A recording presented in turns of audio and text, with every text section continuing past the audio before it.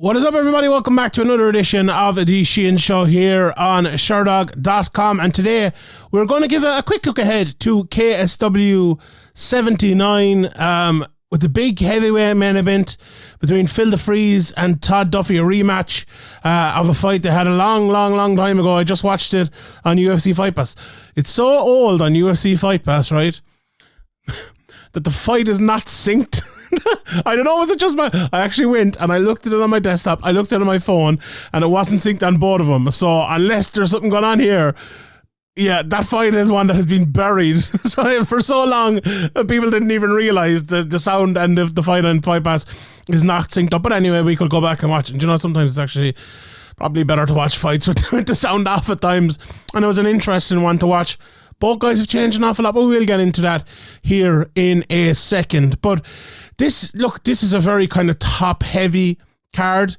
There's probably 3 fights that you would say are top level in KSW with some other good fighters on it. I'm going to go through them and concentrate mainly on the main event, because this is really the one on this card that the people will be tuning in for. Shout out as always to my guy Sean Denny, who helps me out with these. He always does a great job. He's deep in Polish MMA, covers it over on Severe MMA, and you look out for his preview over there as well. He's absolutely fantastic with the pronunciations and the insider info and all. It's always great to have someone like that, because I've said it here many times, and I've been trying to help, and Sean does a great job. I know there's other people out there, but KSW is the biggest scene that doesn't get the amount of love it deserves. Like if you think about KSW, the amount that they're doing there in terms of selling out big shows. This arena, I believe, holds 9,000 people. You know, we were thinking this, it's just, you know, a run-of-the-mill KSW show. 9,000 people in this, and they've done obviously a lot bigger than that. And it feels like, I'm sure there is lots of coverage in Poland and Eastern Europe and stuff, and they get madly into it. But like the fact that there isn't loads of coverage in, you know, America or here in Ireland or over in the UK or further, it's a shame really, because you tune into these cards and they're not only good, have good fighters, have good people coming through and world-class fighters coming through at the very top. Look at Matyas Gamrat, look at Roberto Soldic, look at Khalidov and many more. And we're not giving them maybe the respect that they deserve or the coverage that they deserve. Even though when I'm here look at a few of their fights going through the card and maybe even breaking down the main event. And I was going to even compare it to Ireland. Like, is it the same night or the night before, around the same weekend anyway, the Bellator card in Ireland. That's a good card, don't get me wrong, especially the main event, you know, unification title fight. It's like the amount of coverage that will get to what KSW gets will be very, very, very different. And that's really a shame. No, I'm not, everyone should be supporting Bellator, or supporting Bellator. Josh Thompson will be delighted with me. What day? He'll be absolutely delighted. Everyone should be covering Bellator, everyone should be covering the UFC and all of that. But I think KSW as well, underappreciated, underloved, and let's give it some love and talk about it here. So, it's, as I said, shout out to my guy Sean Denny. Again, this fight is going to be on in Liberec, which is another venue that hasn't been visited before by KSW. So they're moving further afield. Yet again, as I said, the home credit arena, 9,000 people scheduled to be in it. And let's go from the bottom to the top, because as I said, I want to concentrate on the main event more than anything else. So the opening fight of the night, Frederico Komuenha against Matyas Viszlay. Frederico will be a hometown fighter in this one. Only had 2 fights. A striker with knockout power. He trains with Alexander Gustafsson over in All Stars in Sweden. Viszlay is a Slovakian. He's also a striker, big power. Looks like this one is going to be a striking matchup. Look, they've only had 3 fights between them. Not a lot to say or know about these guys. Likely a stand-up contest. Be interesting to see someone's always got to go, I suppose, unless it's a draw. But 2-0 against 1-0 hometown fighter, that should be an interesting one then. Natalia Baczynska, 6-3, is fighting Petra Castkova, who is 6-5. Natalia, a very, very good striker with decent wrestling. Lots of decisions on the record.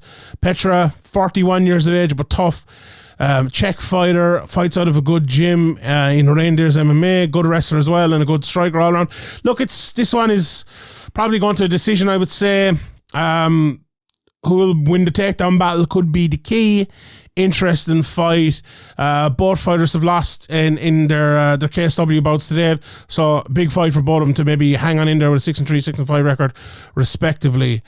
Ramzan, Jembiev 3-1, and Murilo Delfino then 3-0 are the next on. Ramzan is a very, very hot prospect, fighting out of the Arch Academy, trains with Saladin Paranas, William Gomis. People know I'm not sure if he's still in that gym or not, but they've trained together before. Reputation as a knockout artist. Talking to Sean about it, he tells me he's a very, very good knockout artist. Watching a bit of him, he looks very, very good. The people in France reckon he's the next big thing. He's the next Parnas. He's the next Gomis. We don't know about Francis or Silk anyway. Maybe we won't go that far. The loss as well.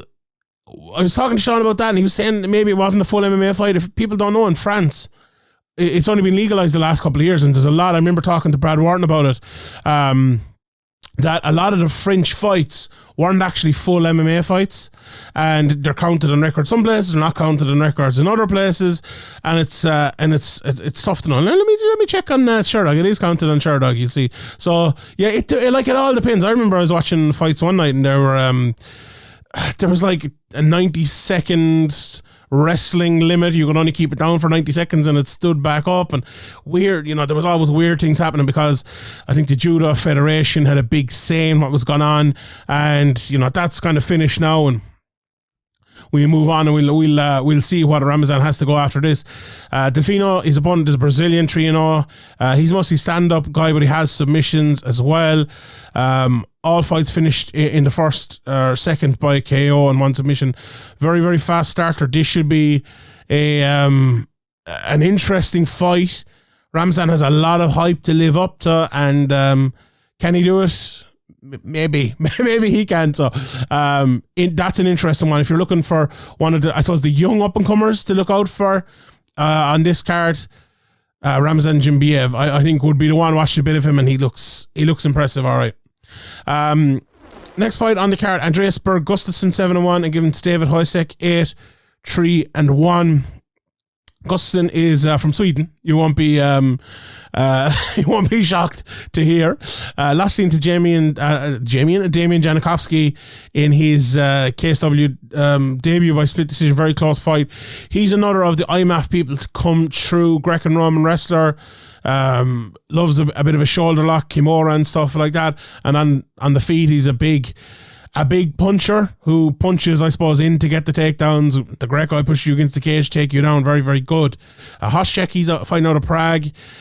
He's a boxer with 6 knockouts on his record. 8 wins and 6 knockouts. Knocked out very tough Marcin Narzuka, who's 5-1 in pro boxing. Only been finished once by submission. Will Gustafsson be looking for that submission taking him down? He probably will here. This is a wrestler versus striker type. If Hosek can't keep the fight standing, it's probably going to be bad news for him. So you'd fancy Gustafsson to probably take that one to the ground and to win it there. Very interesting fight then. Next, Brian Hooi against Jivko Stoimenov. Hooi is very, very, very exciting fighter. Dutch kickboxer, really good knockout artist, but his submissions as well. He fought, people might remember, against Daniel Scatizzi on the Peter Queally Pitbull fight in Bellator in Dublin that I was at myself. Takes big risks to land shots, can leave himself open. Got knocked out by head kick in the last fight, and I remember watching him for that fight against Scatizzi and his last fight as well, and thinking to myself that, this is one of the guys who is just all out excitement. He'll either knock you out or he'll get knocked out, and that's that's great for the crowd.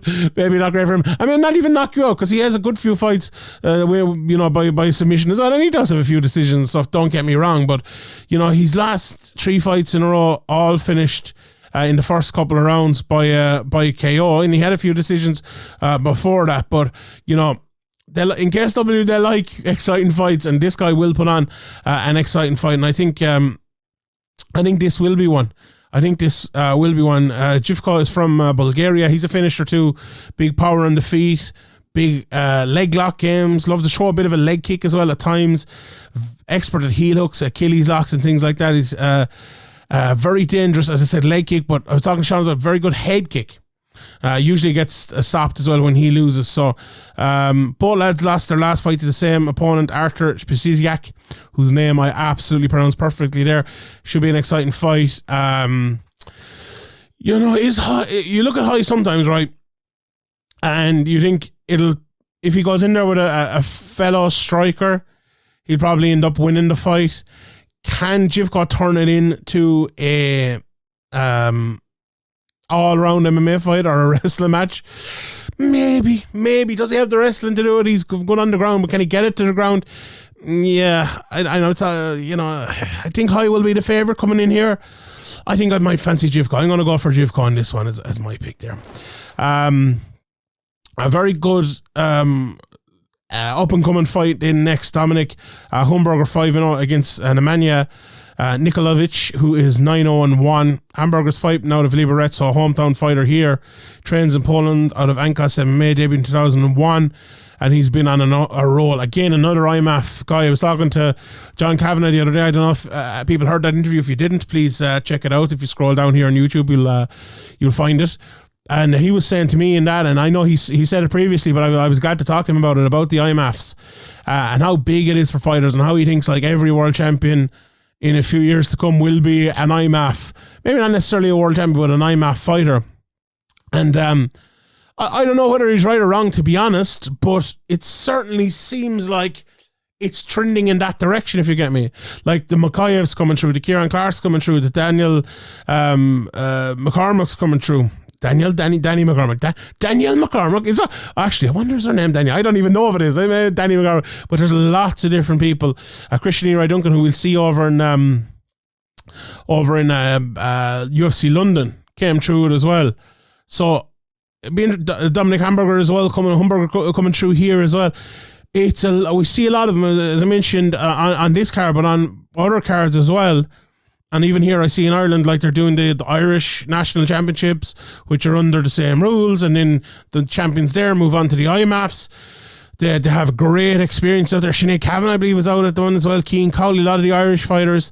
And I'm very interested to see how that works out in the future. And it's very interesting to keep an eye on these fighters on their way up.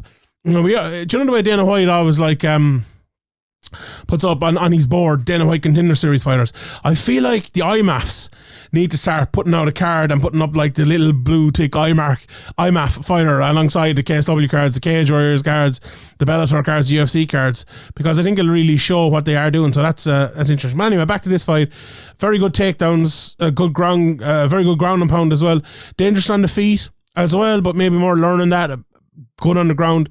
Nemanja fighting out of Serbia. There's a famous Man United song I could sing here, but maybe it wouldn't be appropriate. Well-rounded fighter, good chokes, dangerous, striking, but I'm kind of a move up and level, I suppose. Can finish you everywhere. Interesting. Humburger, you probably think he is a little bit, even though, you know, he's only 5 fights, he does have the IMAF experience, been around for a good while. And you probably fancy a Humburger to win this fight here. The top 3 then, interesting. So here's my pronunciations coming. It's a good enough fight though. So Arek Viszlay against Tomas Mozny. So I'm going to go Arek against Tomas here. Arek, world-class kickboxer, competed for the Glory Heavyweight Championship, trains with Radek Pazuski, has beaten Badr Hari. Apparently, we talked to Sean about this as well, and he's telling me that. So the second I heard that, I was like, oh, interesting here. He brings a huge crowd with him. Won his MMA debut by TKO, and he's getting his second outing here. Did get taken down. I remember watching that fight. He showed good defense, got back up, was able to get the finish. Tomas is also a kickboxer and has also fought in Glory a few times. Lost his MMA debut over a decade ago, but came back last year, won by second round knockout against a very good MMA fighter. Doesn't have the power, but is a very good technical fighter. They had a kickboxing bout, I believe, a few years ago. Again, Tomas won that. But it might be a different story here in MMA. Interesting to see who maybe has the better wrestling with two up-and-coming kickboxers, if that plays a part. But I think Arek will be the favourite coming in here. A high-level fight then, and this one has actually just changed hours before I'm recording this. It was supposed to be Daniel Omielanczuk against Victor Peszta, two UFC veterans. Peszta out of the fight, replaced by Michael Kita, who's 18-8. Omielanczuk, as I said, UFC veteran, went 9 fights in there, went 4-5. Half of the wins by a knockout, but he's 40 years old now. Looked a bit older in his last fight. Wasn't in the usual shape we normally see him in. But looks better coming into this fight. He's going to stand. He's going to strike. He's going to try to land the power, and he's not a guy who fools himself. You know, he knows he has the power and he tries to land it, and maybe he doesn't do enough else. But that's it. He can wrestle. But doesn't like to use it. Trains out at a very, very good, probably the best gym over in Poland. I might get killed now for saying that, but WCN Warsaw, one of them anyway. Kita then, short notice obviously. I'm about, as I record this, maybe 8 days out from the card or so. He's 42 years of age, from Poland. He's a very good wrestler. Be interesting to see how the wrestling works out in this, but he likes to stand and bang as well. They're very similar sort of fighters. Both have big power, both have plenty of it. But Kita has been knocked out 4, or maybe not knocked out, but finished 4 times in his last 5. 2 was Dario Stocic and 1 was the champion Philip de Vries. Someone's getting knocked out here. I think I'll go for Omielanczuk to get the win there. And that will be likely the co-main event, although it's just changed, so maybe there is a change in that to come. I suppose we will see. But the main event is definitely set. Now, definitely set.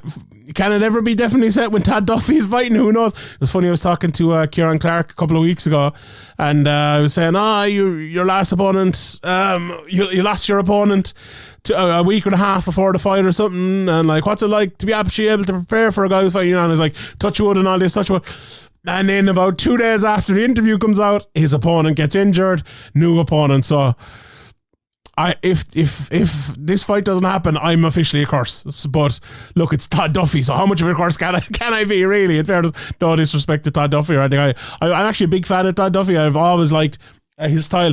Just a pity he hasn't obviously been able to keep fit and all of that. But look, on Duffee first, I suppose. He is a massive puncher, fighting out of America, coming over, and they love seeing, Americans coming over and fighting in KSW. Okay, Phil de Vries is English, but he's one of their own now at this stage. They fought before. We'll get into that in a second. But Duffy's always been a big puncher, massive knockout power. Has been knocked out himself a few times. Hasn't fought since 2019. And look, just an all-round, a guy who everyone thought, I think, had championship potential back in the day. He's 37 years of age now. Made his debut in 2007. Made his UFC debut in 2009 as an undefeated fighter. Fought Tim Hague, Mike Russo, and Alistair Overeem, actually in K1 Dynamite back in 2010. Went out of the UFC, came back. He's come back fighting the UFC. Was the Phil de Vries fight, which we will get to.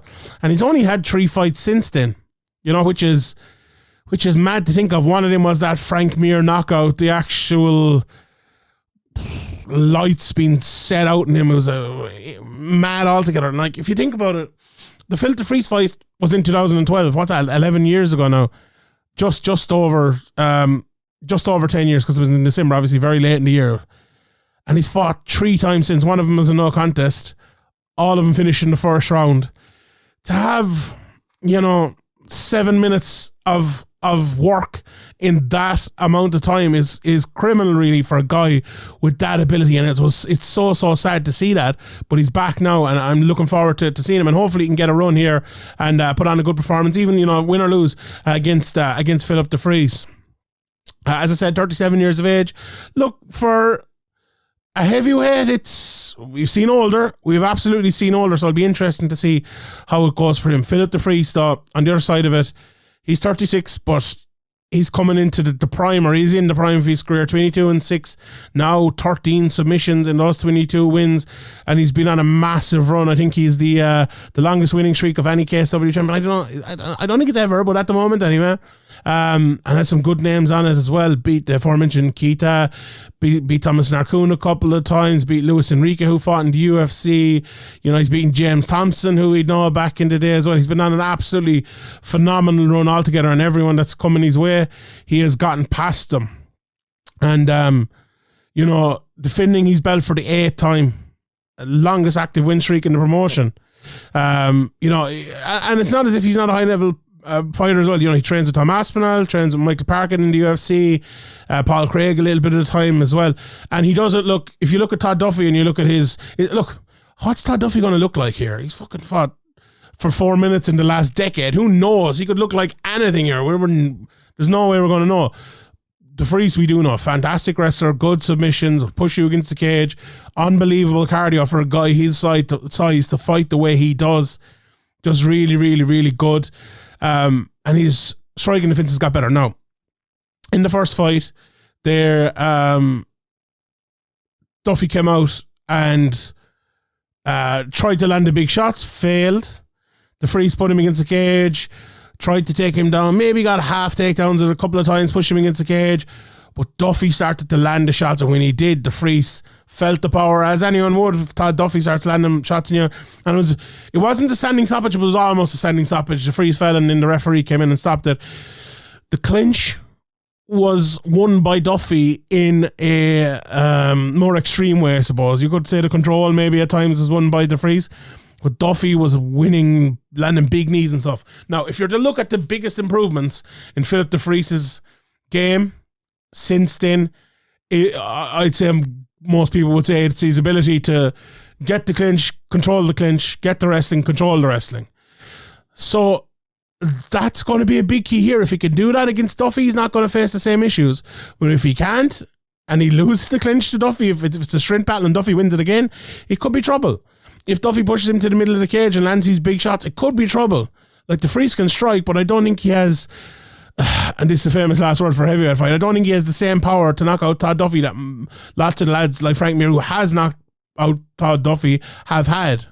So I think he's going to need to get it done by taking him to the ground, submitting him, pushing him against the cage, tiring him out, maybe getting a ground and pound finish. And that's how I think it will go. You know, I mentioned how I thought Duffee might have a chance if he can win the clinch, if he can keep the fight standing. But it's hard to say that he does have a big chance in this fight. I'm 100% going for Philip de Vries here. I think he's going to get the takedown. I think he's going to get the submission. And I think he'll retain for the 8th time here, and he'll be going on for the 9th time fighting for the KSW heavyweight title. So yeah, that's a preview for me. A pretty good card, some interesting people to look forward to, and a fun main event as always. And yeah, I hope everyone enjoyed this preview, and hope everyone enjoys the card at the weekend. My name is Sheehan for SureDog.com, and I'll see you all next time.